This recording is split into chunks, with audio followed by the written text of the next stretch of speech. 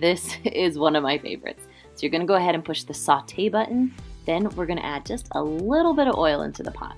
Then I'm gonna dump in 1.5 pounds of boneless, skinless chicken breasts cut up into small pieces. Now go ahead and let that cook on both sides for a little bit. Then you're gonna add 2 cloves of garlic, 1 teaspoon of dried parsley. Go ahead and dump in 5 cups of low sodium chicken broth. Then you're gonna go ahead and just mix that around. Make sure chicken is covered, everything's covered. Then we're going to pour in 12 ounces of penne pasta. Now my chicken is not cooked all the way through, but it's almost there.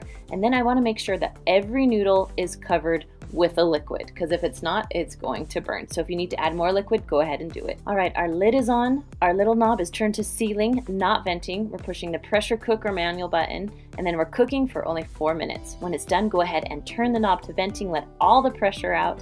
When all the pressure's out, go ahead and lift it up and then mix it around. Now we're gonna push the saute button. You're gonna add 8 ounces of cream cheese, about 1 cup of mozzarella cheese, a 1/4 cup of Parmesan cheese, and go ahead and just mix that all together until a lot of the cheese has started to melt.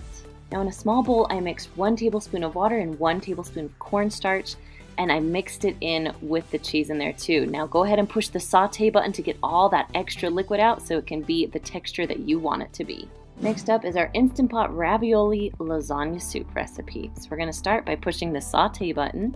And I am cooking 1 pound of ground sausage turkey. You don't need olive oil or anything else because it has enough grease. We're gonna add a little bit of onions, 2 cloves of garlic, and go ahead and just mix that till it's all the way cooked. Then we're gonna add 1 zucchini that's finely chopped, 1 green pepper that's also finely chopped, 1 can of crushed tomatoes, and 1 can of diced tomatoes.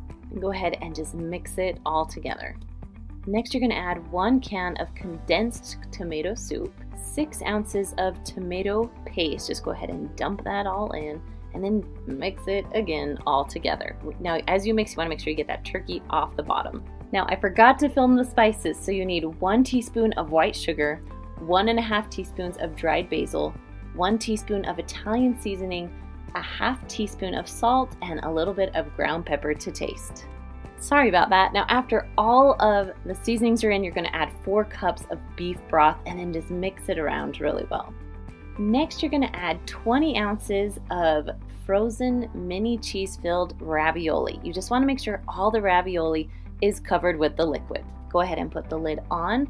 Make sure that little knob is turned to sealing, not venting. You're gonna push the pressure cook button, and we only have to cook that for 2 minutes. When it's done, go ahead and release the pressure. When all the pressure's out, you can lift your lid up and serve it with a little bit of cheese. Sembra sort of